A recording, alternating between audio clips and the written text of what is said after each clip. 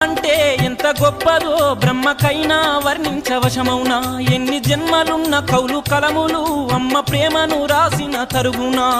పొద్దు పొద్దున లేచి నీ నామములు తలిచి నిన్ను పూజించిన నీ రుణము తీరునా అమ్మా కమ్మనైనా అమ్మ పాట వింటే ఎంత మధురమో మనసుకు కాదు మరువతరము